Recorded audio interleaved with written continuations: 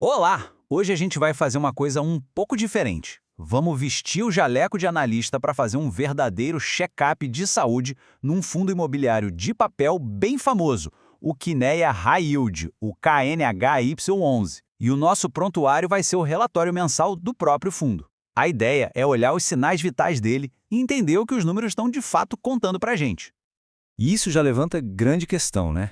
Como é que se analisa um fundo de papel de um jeito objetivo, sem ficar só no "eu acho que"? O nosso objetivo aqui é exatamente esse: montar um roteiro prático, sabe? Um passo a passo que sirva para avaliar a saúde de qualquer fundo de crédito que aparecer pela frente. Bom, e para fazer esse check-up, a gente vai seguir uma agenda bem direitinha, quase como se fosse um exame médico mesmo. Primeiro, vamos olhar o risco de crédito. Depois, a gente mergulha na qualidade da carteira. Em seguida, rentabilidade e rendimentos. O quarto ponto, alavancagem e estrutura. E aí, no final, a gente junta tudo e dá o diagnóstico final. Então, bora começar. Ok? Então, primeiro exame na mesa, risco de crédito. O que a gente quer aqui é basicamente procurar qualquer sinal de alerta no portfólio e, talvez o mais importante, ver como é que a gestão reage quando um problema desses aparece. E olha só, logo de cara uma coisa interessante. O relatório não traz aquele percentual geral de ativos em watchlist, sabe? Aquela lista de devedores que ficam sob observação. Mas, em vez de um número geral, a gestão preferiu fazer uma coisa diferente, uma transparência mais focada, jogando um holofote num caso específico que precisa de atenção. E que caso é esse? É o CRI do Centro de Distribuição de Camaçari. Esse ativo foi até alvo de um comunicado oficial ao mercado. E aqui, o ponto-chave é a postura da gestão. Pensa bem, em vez de varrer para debaixo do tapete, eles vieram a público e falaram abertamente sobre as medidas que estão tomando para proteger os cotistas. Tá, mas que medidas são essas? Bom, o ponto crucial, a informação mais importante aqui, é que o relatório diz que esse CRI tem garantias imobiliárias que são superiores ao valor que foi financiado. Isso é fundamental. Sabe o que isso significa? Que mesmo com um percalço, existe ali uma rede de segurança bem robusta. Por isso, a expectativa da gestão é que esse ativo não traga prejuízo nenhum para o fundo. Beleza. Já vimos como a gestão lida com o risco, né?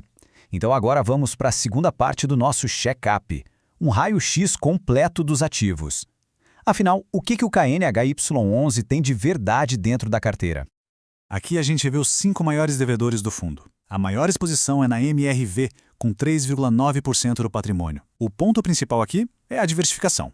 Percebe? Nenhum devedor sozinho tem peso para derrubar o fundo. Outro ponto importante que o relatório traz é o LTV, o famoso Loan to Value. Pensa nele como uma margem de segurança. Por exemplo, um LTV de 60% quer dizer que para cada R$ 100 de imóvel na garantia, tem só R$ 60 de dívida. Ou seja, quanto menor esse LTV, mais seguro o fundo está. Mas e a remuneração desses ativos, como funciona? A resposta está aqui, nesse número, 90,1%. É isso mesmo, mais de 90% da carteira de CRIs do fundo está indexada à inflação, ao IPCA. Isso, claro, não é por acaso, é uma aposta bem clara da gestão. Eles estão dizendo que a proteção contra a alta de preços é a melhor estratégia para o momento atual. E esse gráfico de pizza aqui deixa tudo bem visual, né? Olha só o tamanho da fatia do IPCA, 85,1%, dominando tudo. Depois vem uma parcela bem menor em CDI.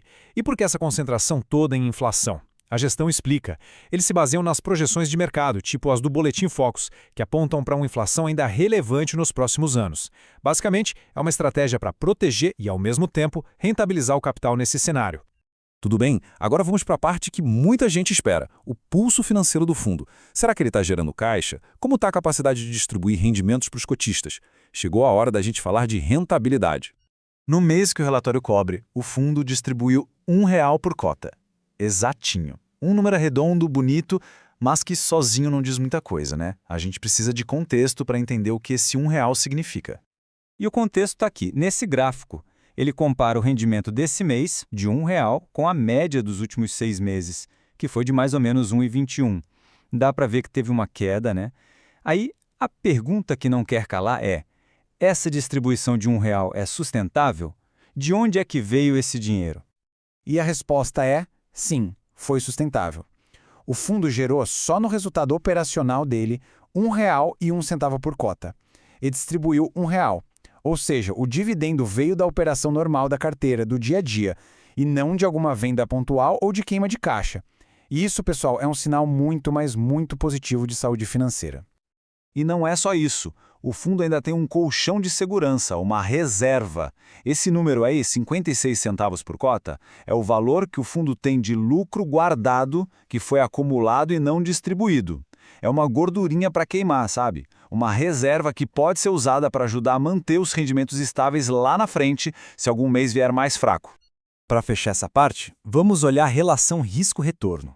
A duration do fundo, que é basicamente o prazo médio dos títulos, está em 3,2 anos. Agora, para compensar o risco de ficar com esses papéis por todo esse tempo, a remuneração média é de IPCA mais um spread, um prêmio, de 12,59% ao ano. É uma taxa bem expressiva, né? Faz jus ao nome high yield, de alto rendimento. Mas, claro, também mostra o nível de risco de crédito que o fundo está topando correr. Chegando na reta final do nosso check-up, vamos falar de alavancagem. A pergunta aqui é simples. O fundo está pegando dinheiro emprestado para tentar ganhar mais? E se sim, qual o tamanho desse risco extra que ele está assumindo? O relatório fala em operações compromissadas reversas. Que nome complicado, né? Mas a ideia é simples. Pensa assim, é como se o fundo pegasse um empréstimo de curto prazo, deixasse os próprios CRIs dele como garantia e usasse esse dinheiro para comprar mais ativos.